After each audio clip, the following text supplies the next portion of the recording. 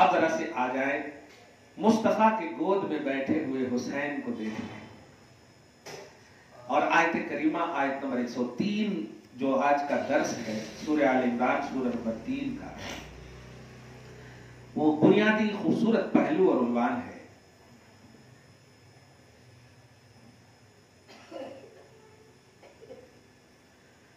اسے ایک بات اور کہہ دوں، دارالسلام کے ابھی کل کے بلکہ پرسوں کے جو جلسے ہوئے ہیں آزادی ہند کے حوالے سے، اس میں خاص طور سے مفتی ضیاء الدین صاحب قبلہ اللہ ان کی عمر کو دراز فرمائے، ان کا بیان سیو کر کے رکھیں۔ میں یہ کہہ رہا، علماء اسلام اور مسلمانوں کا کردار تو اپنی جگہ پر ہے ہی آزادی ہند میں، لیکن دکن اور ان میں بھی حیدرآباد کی جو حقیقت واضح کی گئی ہے، رشک ہوتا ہے حیدرآبادی ہونے پر اور حیدرآباد میں رہنے پر الحمدللہ۔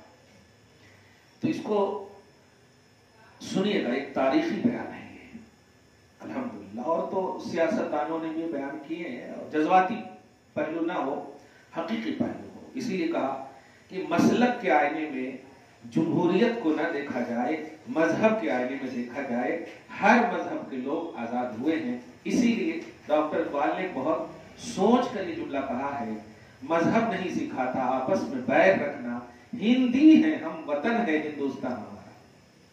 ہندی مطلب ہندوستانی ہے ہم۔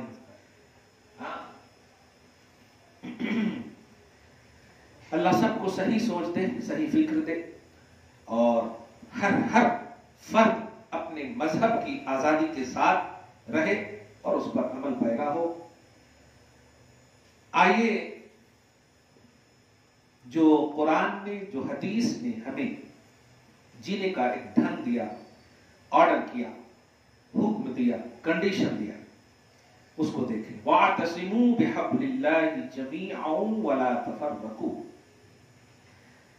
اور اللہ کی رسی کو تم سب مل کر مضبوطی سے تھام لو اور علیحدہ علیحدہ الگ الگ ڈویژن کا نظریہ نہ رکھو۔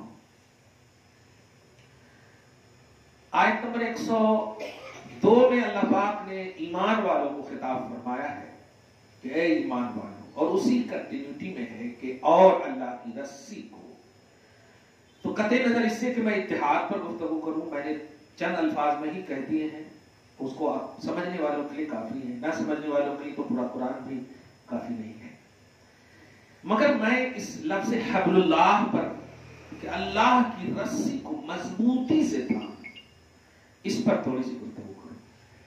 جامع ترمذی کی حدیث پاک ہے اور حدیث نمبر ہے 3786، باب مناقب اہل بیت النبی صلی اللہ علیہ وسلم رضی اللہ عنہم، یعنی نبی صلی اللہ علیہ وسلم کے اہل بیت کے مناقب کا عنوان، کانسیپٹ و بیان۔ اس میں ہے 3786 میں بہت اہم حدیث پاک ہے، اور اسی کے سلسلے سے اگر میری کتاب قرآن اور اہل بیت آپ کے پاس ہے تو اس میں آپ پیج نمبر 18 پر میں نے اس کی وضاحت کی ہے، آپ ذرا سنیے۔ یوں تو آپ پورے 5 وقت کی نماز میں اللہم صلی علی محمد وعلی آل محمد الحمدللہ پڑھتی ہیں، اور آل محمد میں تحقیق کی دنیا میں جا کر کے انہوں ہے، اس میں شکوک و شبہات کا ایک عنوان ہو سکتا ہے، لیکن حسین کا داخلہ، حسن کا داخلہ، علی فاطمہ کا داخلہ یقینی ہے۔ آل نبی میں فاطمہ، علی، حسن، حسین کا داخلہ یقینی ہے، کمانڈڈ ہے، گارنٹڈ ہے۔ یعنی آل محمد بولے تو کلیئر ہے کہ یہ چاروں تو بہرحال داخل ہیں، باقی کون کون داخل ہیں یہ ایک تحقیق کریں گے، لیکن یہ داخل ہیں یہ گارنٹڈ ہے، ہر نمازی پڑھتا۔ تو اب اگر بولو کہ مطلب علی، فاطمہ، حسن، حسین کے لیے پوزیٹو رہنا ہر مسلک والے کا کام ہے، لفظ پر غور کریں، کیونکہ ہر مسلک والے نماز تو برابر پڑھتے ہیں، صحیح ہے، ہاں، ہر مسلک والے نماز کو پڑھتے ہیں.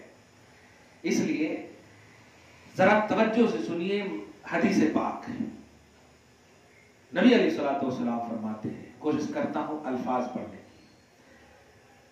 یا ایھا الناس انی ترکت فیکم ما اخذتم به لن تضلوا کتاب اللہ وعترتی اہل بیتی او کما قال صلی اللہ علیہ وسلم.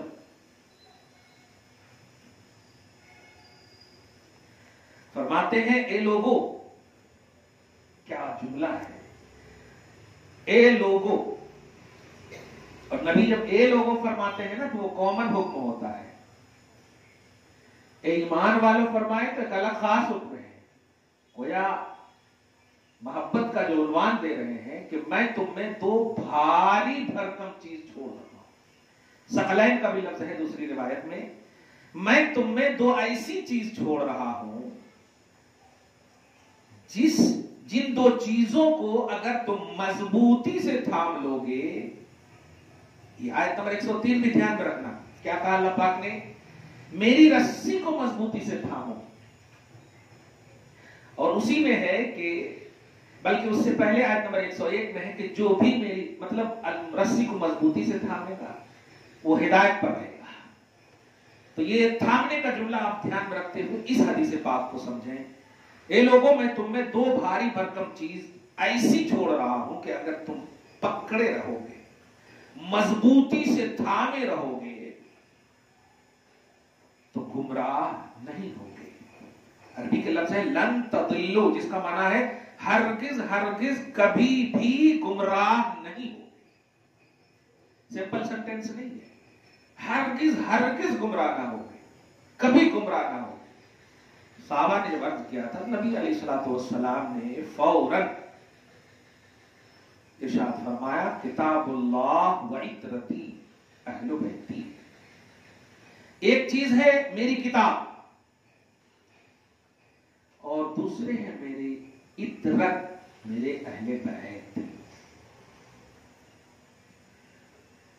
اب مسند کے حوالے سے ایک حدیث بولنا ہو اور پورا نتیجہ آپ نکال لیں الحمدللہ, اور دل سے پیار کریں, محبت کریں آل رسول سے, سادات سے, حسنی سے, حسینی سے, خصوصاً علی فاطمہ حسن حسین سے تو کریں ہی رضی اللہ عنہ. فرماتے ہیں کیا کہا؟ کتاب اللہ و عترتی, قرآن اور اہل بیت, یہ دونوں چیز میں چھوڑ رہا ہوں. اب پوری دنیا میں یہ بات عام کر دیں, جو لوگ کہتے ہیں صرف قرآن, اونلی قرآن کی باتیں, وہ بھی غلط ہے. اور جو لوگ کہتے ہیں صرف اہل بیت, وہ بھی غلط ہے. دونوں ہونا یہ ہے. اور اس کی وضاحت میں مسند کے حوالے سے کہہ رہا ہوں. نبی فرماتے ہیں انہما لن یتفرقا, کہ قرآن اور میرے اہل بیت یہ کبھی جدا نہیں ہوں گے. نہیں یتفرقا, دیکھیے گا لفظ پہ غور کریں کہ پکڑے نہ ہو, تفرقہ میں مت بٹنا, جدا نہ ہونا. اور کیا کہہ رہے؟ قرآن اور میرے اہل بیت کبھی جدا نہیں ہوں گے. یا رسول اللہ کبھی جدا نہیں ہوں گے, کیا مطلب ہے؟ فرماتے ہیں دنیا تو دنیا, یہاں تک کہ جب حوض کوثر پر میں رہوں گا تو تم دیکھو گے کہ قرآن کے ساتھ میرے اہل بیت وہاں پر مجھ سے ملنے کے لیے آئیں گے. حتی یردا علی الحوض, یہاں تک کہ میرے پاس حوض کوثر پر یہ دونوں ساتھ ساتھ آئیں گے. کیا کیسے آئیں گے وہ؟ اب ہم دنیا میں اگر ہم تشبیہ کے لیے سوچے تو دنیا اور آخرت ایک ہی ہو جاتا. وہ اللہ پاک ہے. قرآن پاک کو کیسی زبان دے گا, اس طرح خود قرآن بولے گا, دوستی کا اعلان کرے گا, اے اہل بیت ٹھیک ہے نا, اہل بیت کہے گا اے قرآن ٹھیک ہو نا. کیا بات ہے. نبی فرماتے کہ قرآن اور اہل بیت یہ دونوں میرے پاس حوض کوثر پر آئیں گے. یہ ہے دونوں کی مضبوطی. ان دونوں کو کسی بھی طرح سے جدا نہیں کر سکتے. کہ دنیا میں تو دنیا، حوض کوثر جو انتقال کے بعد کا عنوان ہے، حشر کا عنوان ہے۔ تو اب اگر کوئی دنیا میں بھی اہل بیت اور قرآن کے حوالے سے بات کرے تب بھی وہ انکمپلیٹ تصور ہے، کرتا رہے کمپلیٹ ہے، قبر میں، حشر میں، برزخ میں، یہاں تک کہ حوض کوثر جب پینے کی بات آئے گی تو نبی کہتے ہیں سب سے پہلے صلی اللہ علیہ وسلم میں دکھاؤں گا کہ قرآن اور اہل بیت کی دوستی کیا ہے، اور سب کو کہوں گا دیکھو قرآن اور میرے اہل بیت ہیں، یہ دونوں میرے پاس ملیں گے۔ آپ ذرا سوچئے، قرآن کے اوتھینٹک ہونے میں تو کسی کو شک نہیں، کسی کو شک نہیں، لیکن نبی علیہ الصلوۃ والسلام کیا فرما رہے ہیں؟ اچھا ایک بات ذرا توجہ سننا، جو لوگ کہتے ہیں اور صحیح بھی ہے، ایسا نہیں کہ غلط ہے، کہ قرآن ہمارے لیے کافی نہیں ہے، جو لوگ کہتے ہیں اور صحیح بھی ہے، میں پہلے تو کہہ رہا ہوں صحیح، یہ جملہ کافی ہے، قرآن ہمارے لیے کافی ہے، لیکن قرآن ہمارے لیے کافی ہے وہ قاف را الف نون نہیں، قرآن میں جو ہے وہ کافی ہے ہمارے لیے، یہ لفظ قرآن جو الفابیٹس ہے وہ کافی ہے، قرآن میں کافی ہے، اور قرآن میں جب کہیں گے کافی ہے تو پھر اہل بیت آٹومیٹک آئیں گے وہاں پہ، کیونکہ قرآن میں اہل بیت ہے، قرآن میں نبی ہے، قرآن میں پیار ہے، قرآن میں الفت ہے، قرآن میں تصور اہل محبت اہل بیت ہے۔ اس لیے جو لوگ کہتے ہیں قرآن کافی ہے، بے شک کافی ہے، اسی لیے تو کہا گیا قرآن کو مطالعہ کرو، اہل بیت کے پاس جاؤ گے، اہل بیت کے پاس رہو، قرآن کے پاس پہنچائیں گے۔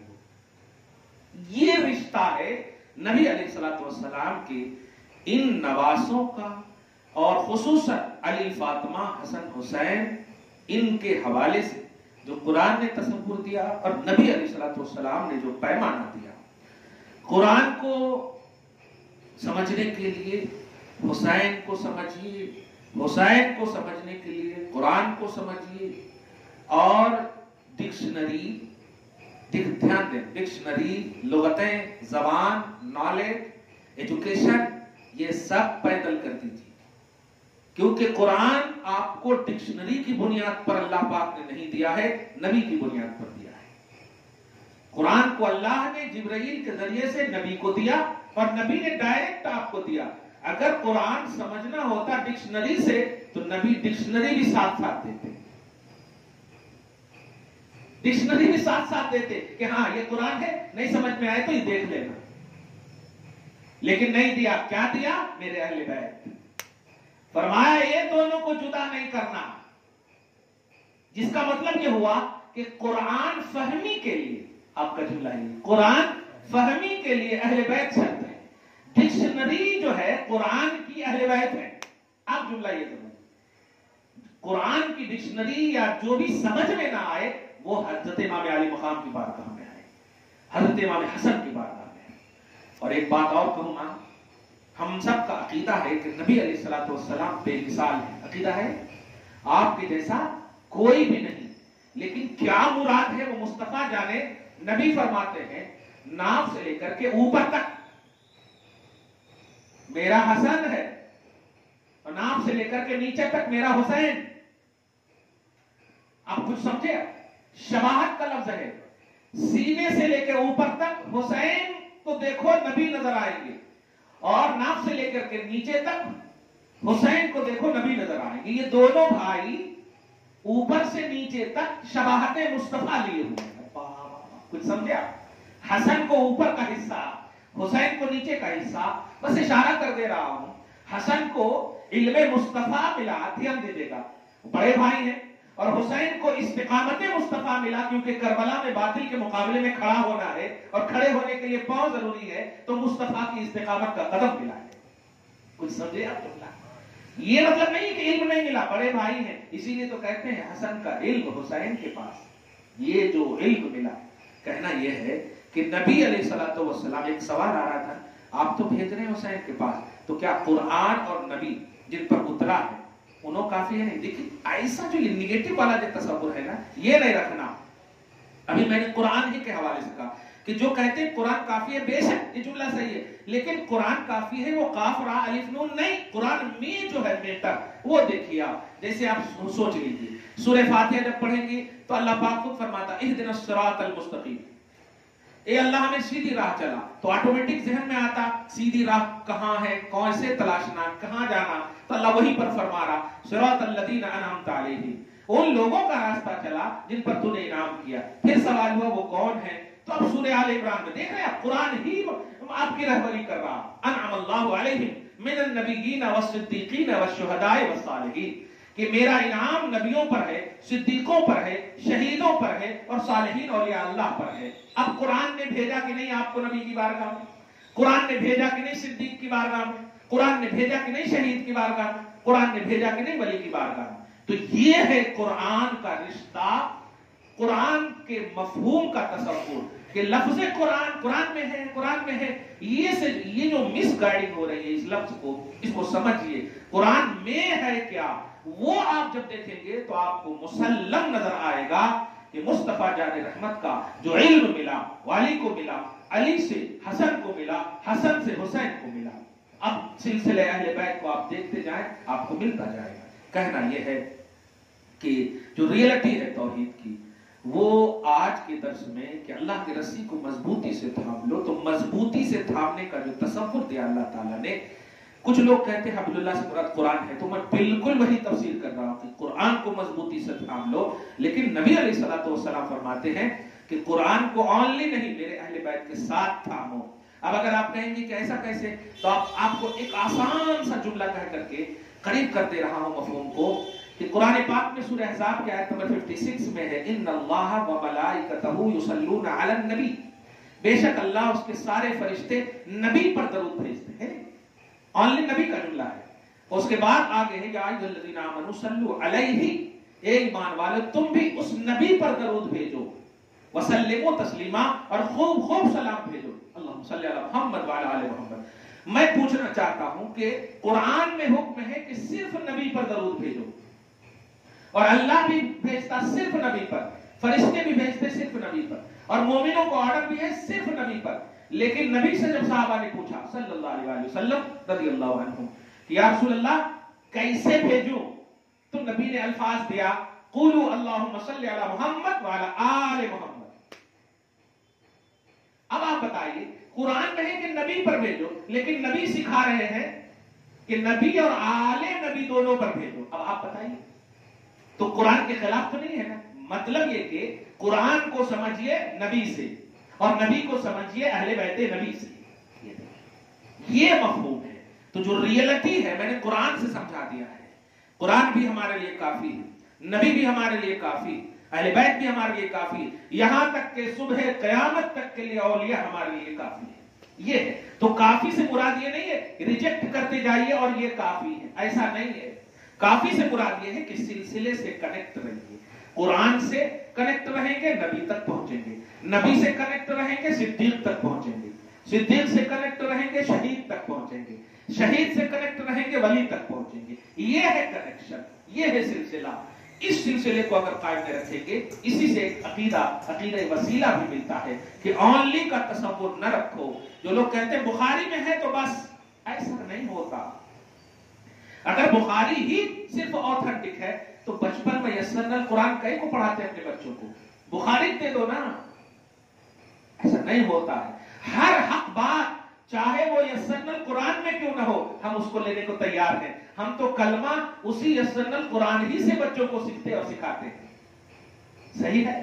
اس لیے حق بات ماننے کے عنوان ہونے چاہیے. تو قرآن کا رشتہ اہل بیت سے ایسا ہے کہ اس کے بغیر وہ نہیں، اس کے بغیر یہ نہیں. یہ تو دنیا کی بات کہہ رہا ہوں، یہاں تک کہ اس رشتے کا عنوان نبی نے حوض کوثر تک رکھا ہے کہ یہ دونوں میرے پاس ساتھ ساتھ حوض کوثر پر ملیں گے. مراد یہ ہے کہ قرآن اور اہل بیت سے جڑو گے تو حوض کوثر پر تم بھی مجھ سے ملو گے. کیا بات ہے. یہ رشتہ بتایا ہے. دعا ہے اللہ تعالیٰ اہل بیت کی محبت آپ سب کے ہم سب کے دلوں میں ہمیشہ جاگزی فرمائے اور ہم سب کو نیک ایک بناتے ہوئے ہم سب کی عبادتوں کو قبول فرمائے.